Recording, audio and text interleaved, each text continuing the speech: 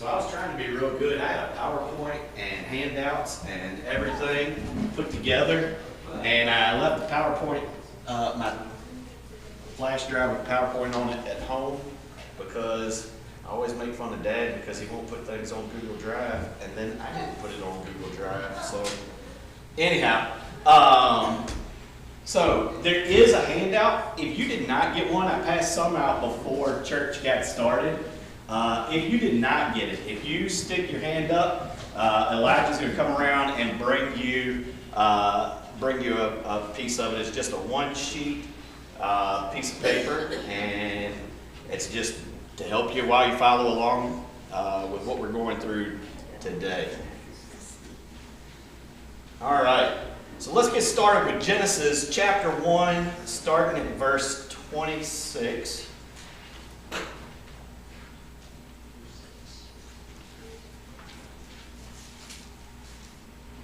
Genesis 1, starting at verse 26, we're going to read 26 and 27. It says, "Then God said, 'Let us make man in our image, according to our likeness, and let them rule over the fish of the sea, and over the birds of the sky, and over the cattle, and over all the earth, and over every creeping thing that creeps on the earth.'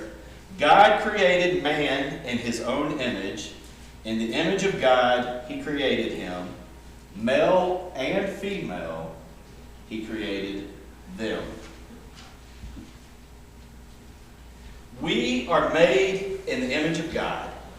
And that means we carry his character, his desires, and his imprint is deep inside of us. For men, this includes a God-given longing for strength, courage, and purpose. Nathaniel, go ahead and play the clip.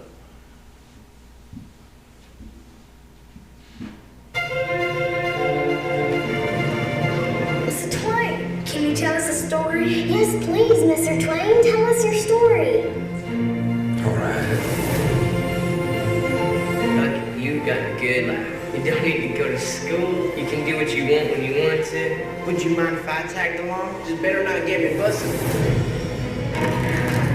Money! There's going to be $1,000 in there. That treasure rightfully belongs to us. We was there first.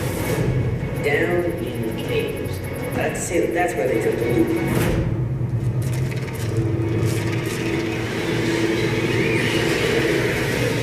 May I remind you that we had an agreement. We need to swear not to tell a soul. Thomas Sawyer, where were you on June 17th at midnight? Just tell us.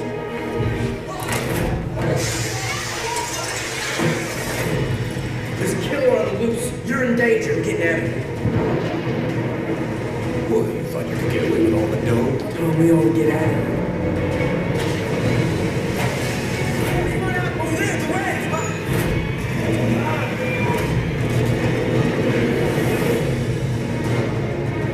We're rich. Let's get out of here. What have our Boy Scouts fun on the journey? Nothing. What you gonna do with the land? What happened to Huck and Jim? Has Tom ever seen Huck again?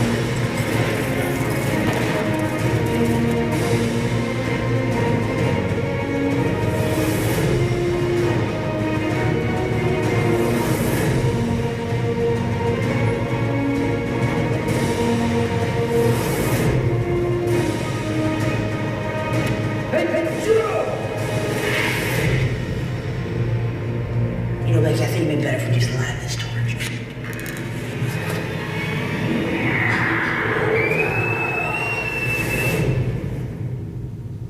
Tom Sawyer is one of my favorite characters. Huck Finn. Love reading those stories.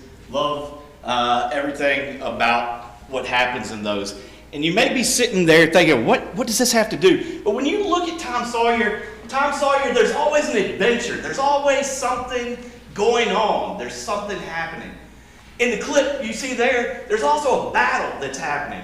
There's this battle for who got the treasure. Where did this treasure come from, and who does it belong to? And Tom and Huck get to talking, and they're like, we were there first. This is our treasure. But then, there's also Becky, And Becky is a beauty in the story. And Tom and Huck are always making sure that she's taken care of and trying to win her approval. Now I want you to stop and think with me. As you think about those things, think about little boys when they're growing up and what boys desire to be part of. It's part of an adventure. It's part of something bigger than themselves.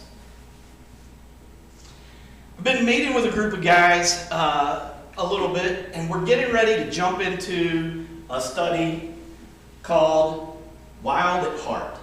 Wild at Heart is from a guy written by a counselor by the name of John Eldridge, but he talks about how men are designed. But he also talks a little bit about how the woman's role also becomes a part of this. And so today, as we get to going through this, I want us to explore the longings. I want us to focus on the parts that men and women play in these desires that are put inside of us and are very much part of who God designed us to be. So, the first thing we want to look at this morning is a battle to fight. A battle to fight. Exodus 15:3 says, "The Lord is a warrior. The Lord is his name." Now, did you catch that? God describes himself as a warrior. God has something to fight for. He's not passive. He's not indifferent. He fights for his people. He has the angels battling every day for you and for me. Think about the Red Sea. When Moses gets to the Red Sea, what does God do? He splits it so that his people can get through. Think about David. David goes out and he says, "I can beat that giant, but not me. It's God doing it through me." He also sent his son, Jesus, to die in your place and in mine. You see, God has something that he wants to fight for, and it is us. And God is a warrior. And because of that, we are wired with a warrior's heart as well. And so men, women, you have something to fight for. 1 Peter 5:8-9 tells us of our enemy, the devil, and says that he prowls around like a roaring lion, seeking to devour. John 10:10 says, "The thief comes to kill and steal and destroy." Psalms 51:6 reminds us that God desires truth in the innermost being. What are we fighting for? We are fighting for our families. We are fighting for our friends. We are fighting for the church. We are fighting for God's people. We are fighting for truth. The warrior's heart means we are called to resist evil, to fight for truth, and to protect the things that matter most. I was talking a little bit ago about little boys, and if you put a stick in a little boy's hand, growing up, my mom at first was like, we're not going to let Brian have guns, or we're not going to do some of these, we're not going to do some of these different things. What does every little boy do? If you hand him a stick, what does it become? It becomes a gun or a sword, right? Little boys just innately just have this desire in them to want to fight.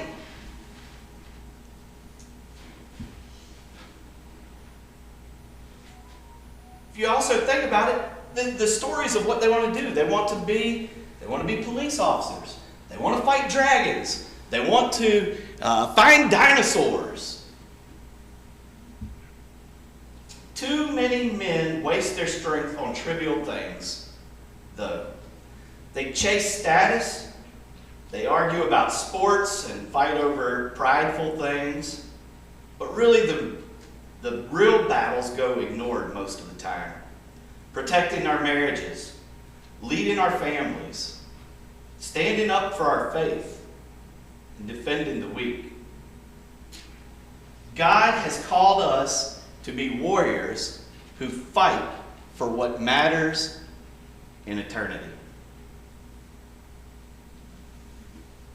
The second part is we are designed with an adventure to live, right? Not only battle, but adventure. Think about kids. So some of you here will remember Gerald and Zach Cox, and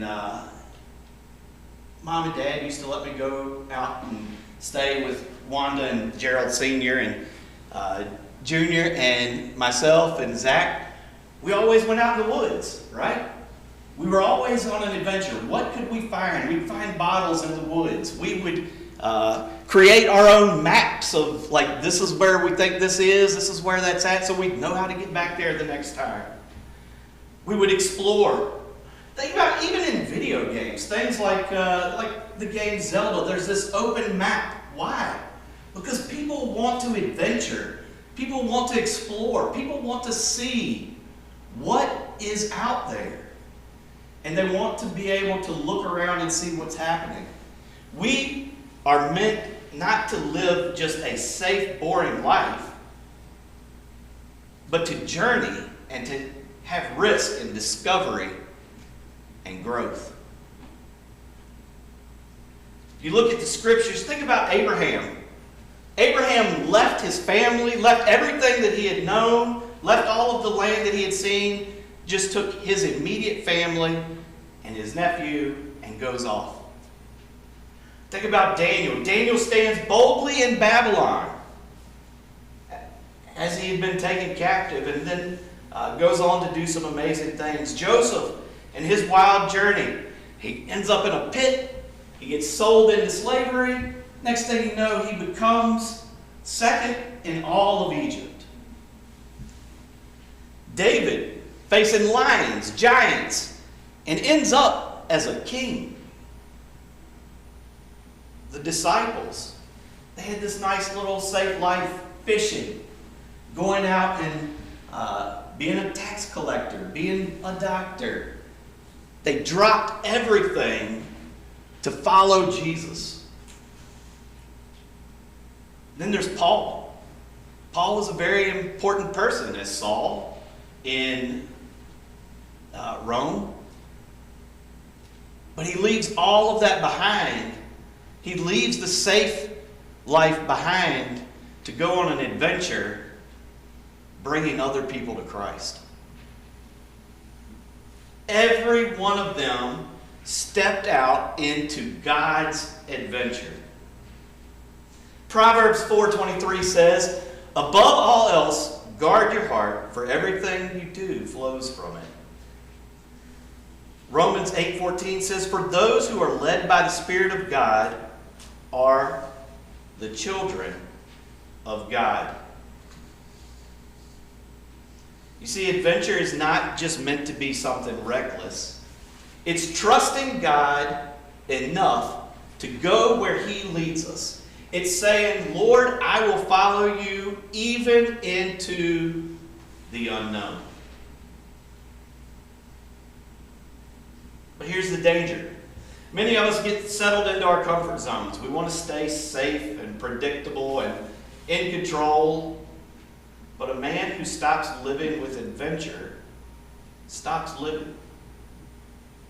The call of God is an adventure. And every time you step out in faith, whether it's sharing the gospel with someone, whether it's serving and meeting someone's need, whether it's obeying God in a risky situation, you discover Him more. And you discover more of Him.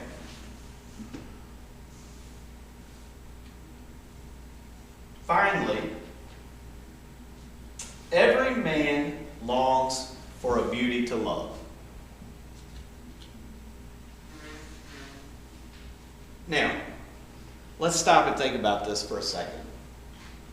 I was not in the military. Some of you were. How many guys that you knew were going off to war or being shipped overseas took pictures of their girlfriend, their spouse, their children, their parents? How many people took those things with them when they were going to battle? When they were going over to protect other countries and things? Why is that?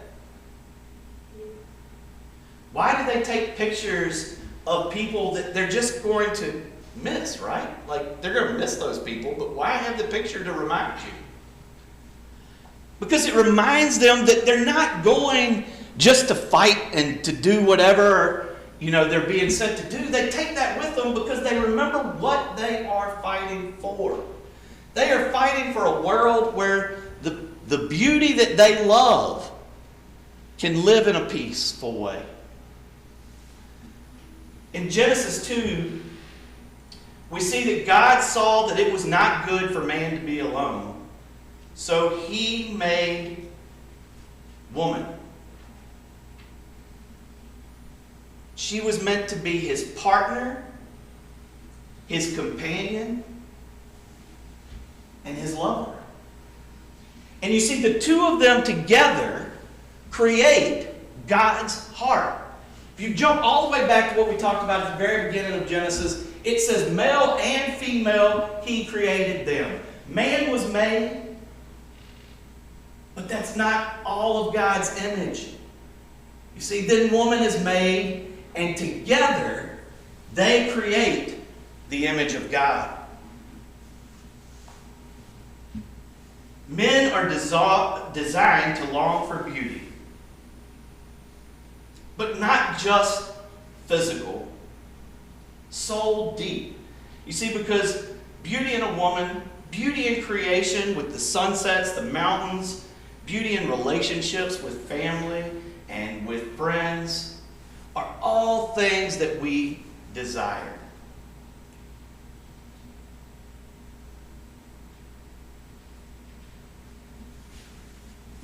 Luke 19:10 also, though, helps us to understand a little bit of this from God's heart. Because you see, Jesus was sent to seek and to save the lost. And it says, Jesus was sent to seek and save the lost. But he is doing this because he has come to redeem his people. He has this desire for this beautiful relationship with the church. And he comes to seek and save in that. If you also stop and think about the Bible and this desire for a beauty to love, there's also the book of Song of Solomon, where it celebrates love, passion, beauty between a man and a woman, and how that is a gift from God. But we must understand that beauty is more than romance. It's the awe we feel standing before a sunset. It's the warmth of family gathered around a table. It's the smile of a child looking up at us. All of this beauty, though, points back to God. And yes, for men there is a longing for a partner, a companion, a lover, but that's not a weakness. That is a design in God's plan.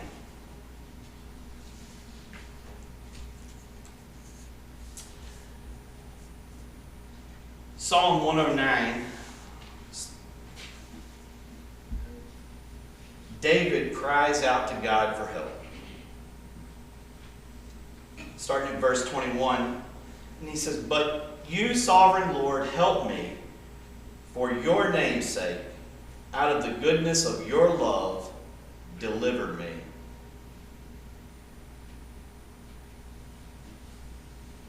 And that's where this all starts to come together.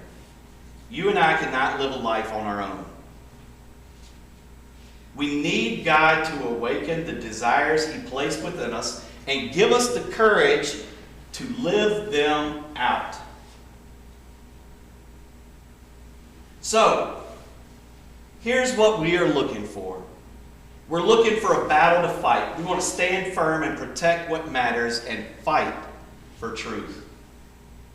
We want to find an adventure to live. We want to step out of our comfort zones and follow God's Spirit into the unknown. We want to find a beauty to love and cherish your spouse, your family, your friends, the beauty of God's creation. And while the things that we've talked about this morning have been primarily aimed at men, women, you fit into this as well. You see, women have a desire to, a longing to be fought for. Now, what does that mean? It's knowing that they're worth pursuing. Women also long to be partners in the adventure. It's not that the woman is the adventure, she is the man's partner in the adventure. And women long to be loved and cherished, just as the church is loved by Christ. Again, God's desire and God's creation of man and woman show us what God's heart is, and together we create that image. So today, let's lean into the heart of God and let's live a life fully alive in His image. Our invitation song. I'm being told to hold on a second. Our invitation song will be up in just a minute. I did mention while we're waiting for that to get started, though, I am meeting with a small group of guys, and we're getting ready to do this study and dig into some of what we talked about a little bit deeper. In that, if you know any guys that are between the ages of 18 and 35 that would be interested in meeting with that group a little bit, have them get up with me and talk with me a little bit, and we would love to get those guys involved in what we're